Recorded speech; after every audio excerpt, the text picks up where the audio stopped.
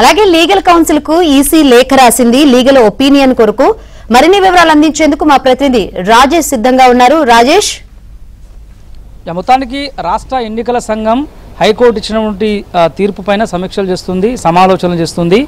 ప్రభుత్వం తీసుకొచ్చినటువంటి GO number 9 పైన మాత్రమే హైకోర్టు స్టే ఇచ్చింది. కాబట్టి ఎన్నికలకు వెళ్లాల్సినటువంటి అవసరం ఉందా లేదా ఈ అంశంపై తేల్చాలని రాష్ట్ర ప్రభుత్వానికి అదేవిధంగా లీగల్ కౌన్సిల్కు రెండింటికి కూడా తెలంగాణ రాష్ట్ర ఎన్నికల సంఘం లేఖ రాసింది. ఇక ప్రభుత్వానికి రాసినటువంటి లేఖలో ఎన్నికల వాయిదా, తదుపరి చర్యలు, రిజర్వేషన్ల అంశంపై స్పందించాలంటూ లేఖ రాసింది. అదేవిధంగా స్థానిక సంస్థల ఎన్నికల్లో రిజర్వేషన్లపై స్పష్టత ఇవ్వాలంటూ కూడా రాష్ట్ర ప్రభుత్వానికి ఎన్నికల కమిషన్ లేఖలో పేర్కొంది. ఎన్నికల నిర్వహణపై హైకోర్టు అభ్యంతరం తెలుపదంటూ ఈసీ భావిస్తుంది. కాబట్టి త్వరలో దీనిపైన నిర్ణయం తీసుకుంటే పాత రిజర్వేషన్ల ప్రకారమే ఎన్నికలకు వెళ్లాల్సి ఉంటుందా, లేదంటే కొత్త ఎన్నికలు కొత్త రిజర్వేషన్ తేలే వరకు ఆగాల్సి ఉంటుందా అన్నటువంటి అంశంపైన రాష్ట్ర ప్రభుత్వం వివరణ ఇస్తే కనుక తదుపరి కార్యాచరణను ముందుకు తీసుకెళ్దామని చెప్పేసి రాష్ట్ర ఎన్నికల సంఘం భావిస్తూ ఉంది.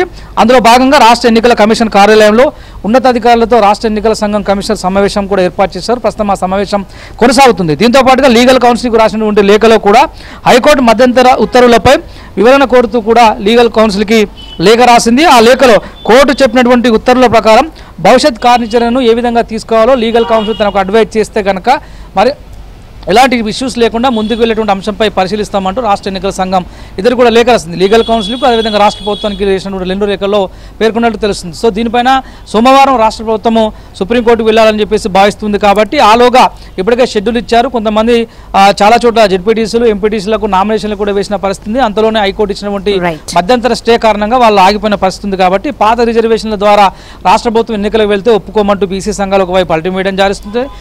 ఇంతలోనే ఆలస్యం అవుతుంది. కాబట్టి ప్రభుత్వం ఏదో ఒక నిర్ణయాన్ని తమకు తెలియజేస్తే కనుక భవిష్యత్ కార్యాచరణను తెలుపుతామంటూ రాష్ట్ర ఎన్నికల సంఘం